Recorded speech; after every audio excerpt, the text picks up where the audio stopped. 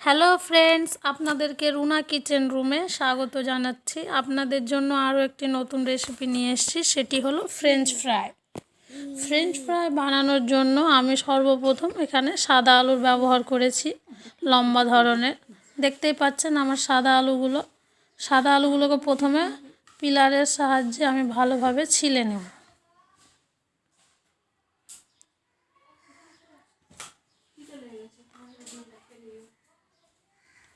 সাদা আলুগুলো ছিলা হয়ে গেছে, আমি এবার ভালো করে কেটে নিচ্ছি। দেখতেই পাচ্ছেন আমি এখানে লম্বি করে কেটে নিচ্ছি। একটু মোটা সাইজের কাটবো। ফ্রেঞ্চ ফ্রাইয়ে আলুগুলো একটু মোটা থাকলে বেশি ভালো লাগে দেখতে।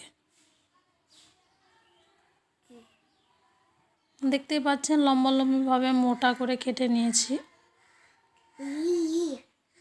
আমার কাটা হয়ে গেছে, আমি ভালো করে ধুয়ে নিয়েছি।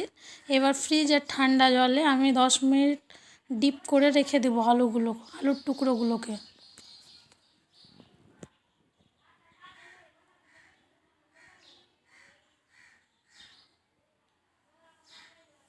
আমার 10 মিনিট হয়ে গেছে। আমি একটা টাওয়ালের সাহায্যে সেই কাটা আলুর টুকরোগুলোর গায়ে যে জলগুলো আছে ওগুলোকে ভালোভাবে আমি টাওয়ালের সাহায্যে শুকিয়ে নেব। দেখতেই পাচ্ছেন আমি টাওয়ালের সাহায্যে ছড়িয়ে ছিটিয়ে কাটা আলুর টুকরোগুলোকে আমি শুকিয়ে নিচ্ছি।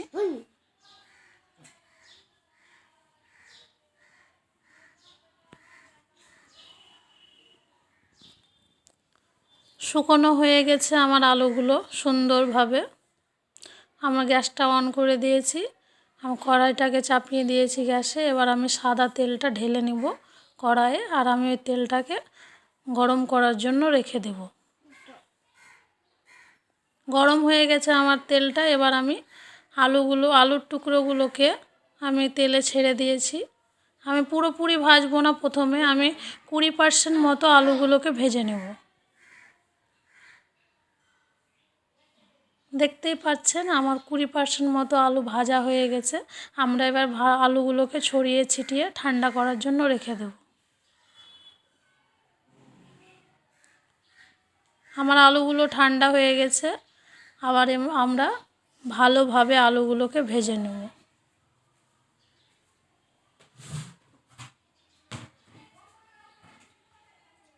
আমি আলুগুলো হাই স্পিডেই ভাজছি, কোনো গ্যাস আমি লো ফ্লেমে করিনি, আমি ফুল ফ্লেমেই আলুগুলোকে ভেজে নেব।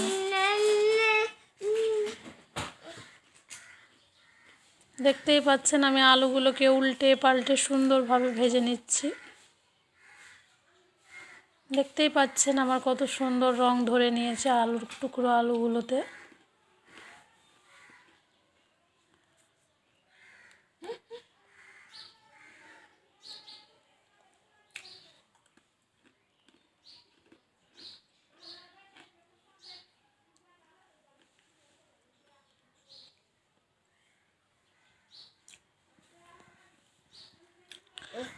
আলুর টুকরোগুলো ভাজা হয়ে গেছে, আমরা এবার একটা পাত্রে ঢেলে নেব। দেখেন আমার ঢেলে নিয়েছি। এবার আমি স্বাদ মতো লবণ, পরিমাণ মতো লঙ্কার গুঁড়ো দিয়ে ভালোভাবে আলুর গায়ে মাখিয়ে নেব। দেখছেন স্বাদ মতো লঙ্কার গুঁড়ো দিয়ে দিয়েছি।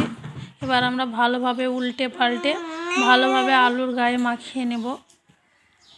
দেখতেই পাচ্ছেন এইভাবে আপনারা ভালোভাবে উল্টে পাল্টে মাখিয়ে নেবেন। আমার ফ্রেঞ্চ ফ্রাই রেডি হয়ে গেছে। আপনাদের ভিডিওটি ভালো লাগলে লাইক করেন, কমেন্ট করেন, শেয়ার করেন, আর আমার চ্যানেলটিকে সাবস্ক্রাইব করতে ভুলবেন না। Thank you.